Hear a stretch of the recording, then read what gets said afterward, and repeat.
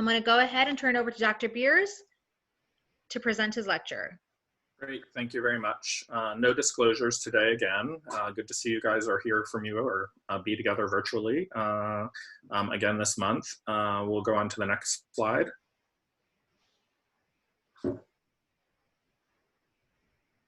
So today, the goal is really to sort of talk about some solutions for supporting learning in a virtual and in-person environment for children and adolescents with medical complexity. Many of us are still hoping that we can be safe enough in our communities that we would be able to return to in-person learning. However, many jurisdictions have made decisions to continue to use virtual learning in some way, if not entirely. And so we'll talk that through. In addition, discussing some advocacy strategies to help ensure adequate resources to learning and how to leverage those as we think about what this environment looks like over the next several months. With that, we'll dive right in. So what are the sort of overarching principles that we need to keep in mind when we're doing this work and thinking about sort of how to engage in this space? First and foremost, we have to remember that families are the experts.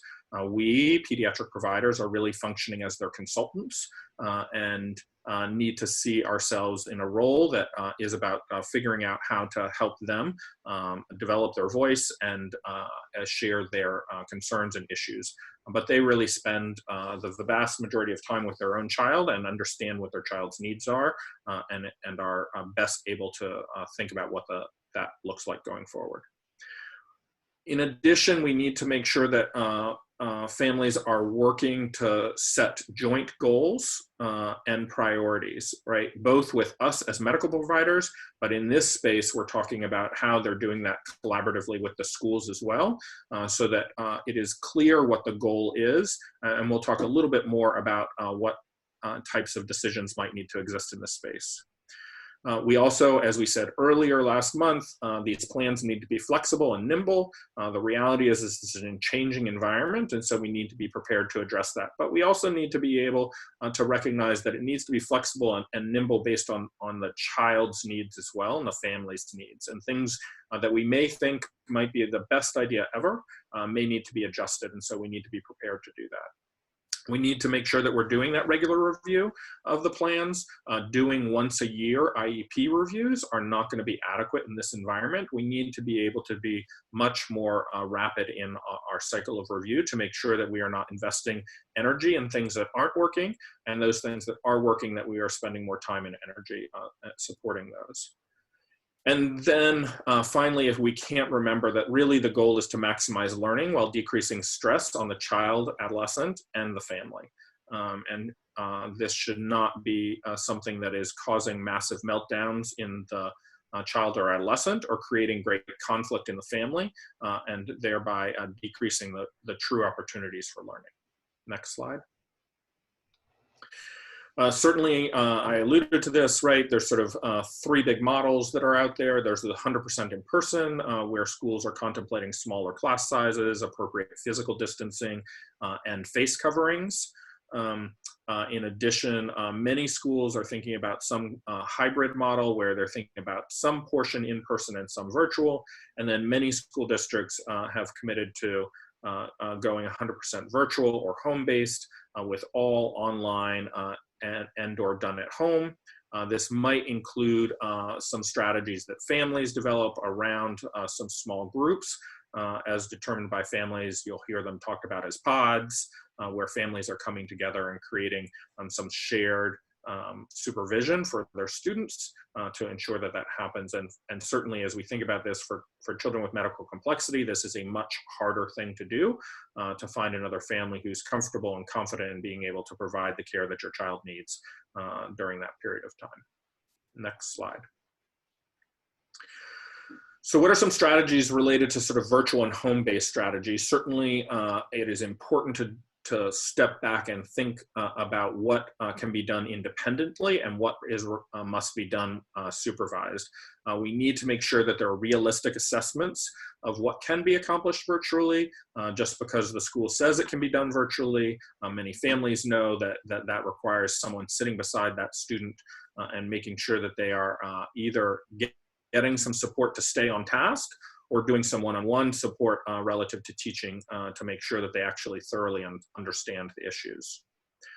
We need to acknowledge that the attention span for online learning may look very different than in-person learning. And so thinking that anyone can rationally sit through 8 hours of virtual instruction or meetings is going to be unrealistic. And so thinking about, based on the child and a capacity for attention span and stamina, to think about ensuring that that work is chunked out into digestible moments so that they have opportunity to really truly learn and are not spending massive amounts of time doing repetition that may or may not have huge value for them. Huge challenge in the virtual and home-based strategies is really thinking through related services. This is an area we all know was a miserable fail for most students this spring. Most students went without services that they really do need, and the virtual capacity was often very limited. And so what does that look like and how do we leverage that? This is an area where thinking about priorities and strategies is going to be critical. Those students who have related services that really truly are critical for their own health. We know kids with cerebral palsy who, if they're not getting their physical therapy, are going to be at higher risk for potential contractures and later surgery. So certainly thinking about those components are critical, certainly for us as healthcare providers.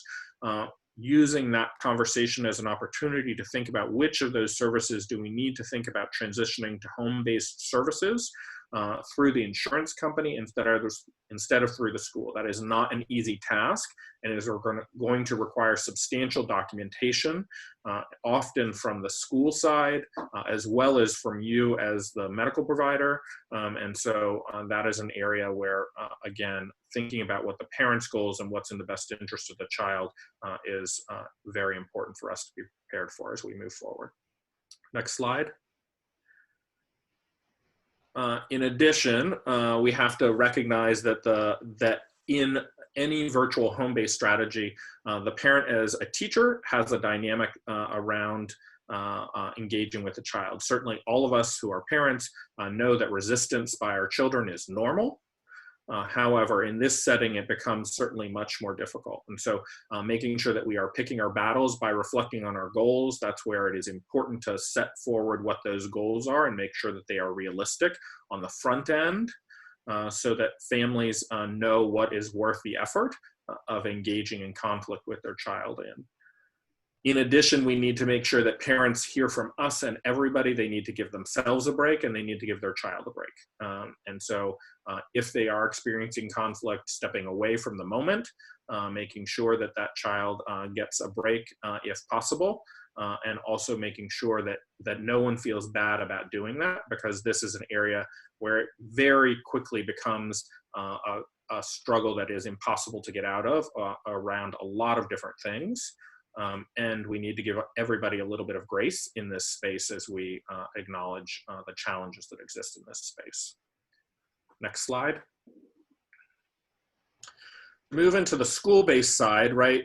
We've talked about some of these as we talked about return to school last month, but certainly as we think about this component, making sure that we are having a communication with teachers, figuring out how to plan for regular communication to ensure there's adequate handoffs between home and school, recognizing that virtual strategies will likely need to be included because most schools are going to refuse to allow adults to enter buildings to try and minimize traffic in those spaces if they are doing school-based learning.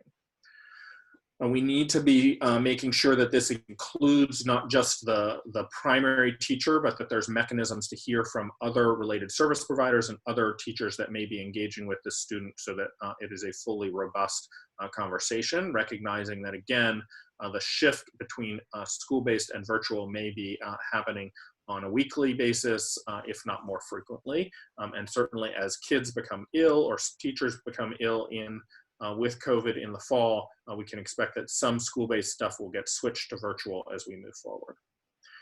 Pickup and drop off clearly is something that has to be thought about and prepared for. As I noted earlier, parents are unlikely to be allowed into buildings.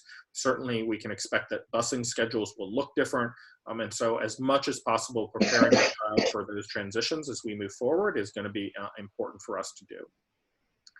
And then again, we talked a fair amount last month, so I won't spend a ton of time on this, but certainly everything that we can do to normalize cloth face coverings and physical distancing for our children and adolescents is going to be really important during this month for those of us who have not yet started school, and certainly as much as possible to make sure that that continues the conversation as we move forward. Next slide.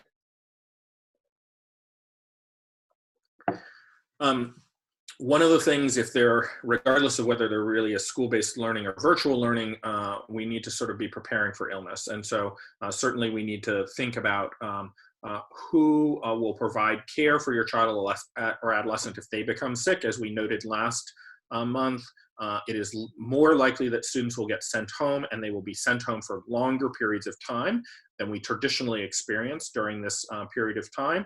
And so what are the backup plans, particularly for families who cannot take time off work to ensure that their child is adequately cared for? And then I would be remiss if I didn't continue to make sure that we continue to think about who's going to care for your child or adolescent if you are sick and unable to support them either getting to or from school or in virtual learning. And that is partly making sure that we also are doing prep work for class and school closures, reminding our students that there will be days, most likely, that they are no longer allowed to go to school, whether that is because they are sick or because someone else is sick in the building. But certainly we can expect closures to happen to make sure that there's adequate time to ensure that there's cleaning of spaces. And so making sure that we have backup plans related to the care of our children with complex medical conditions to make sure that there are not gaps in care as schools open and close or classrooms open and close during the fall. Next slide. So how do we think about this, and sort of how do we start preparing ourselves? Because this is not going to be a single conversation, but this is multiple conversations, certainly for the family, but for us as medical providers and supporting that family. And so making sure that people are taking the opportunity now to document the current needs of your child or adolescent. And so for families, that is making sure that they have really stepped in and thought about how does their child working now, how are they engaging with educational activities, how are they making sure that they are able to access learning. And so that means documenting those changes from last year, knowing that all of our children look different than they looked when we started experiencing closures last spring. But also that we make sure that we're thinking about their medical needs. And we talked a little bit last month, and I know there's some expertise on the call to help us continue that conversation as needed this month, to think about how do we think creatively around the medical needs of students, and how do we think about shifting some of those services so that they are at home to increase the likelihood that that child can be successful in school. As we said earlier, making sure that there's setting of priorities that the family is doing to make sure that they are clear around what their priorities are around virtual, hybrid, or in-person learning, that there are clear educational goals that they have that are realistic in what can be accomplished in each of those environments, as well as coverage around medical needs. And making sure that those goals are clear as well, so that everybody can have a shared understanding of what the priorities are moving forward. Next slide. Certainly, this will come as no surprise to probably anybody on this call, but certainly thinking about proposing solutions. Schools are completely overwhelmed right now with thinking about how they provide education for students. Unfortunately, that means that for children with medical complexity, they are often last on the list to be thought about. And so making sure that we are effectively thinking about how to propose solutions moving forward. School-based staff are really going to need to understand the complexity of needs that your child has, making sure that, as I said earlier, we're thinking about changing medical routines to reduce the risk to students, as well as to the child who we're supporting and others in the classroom.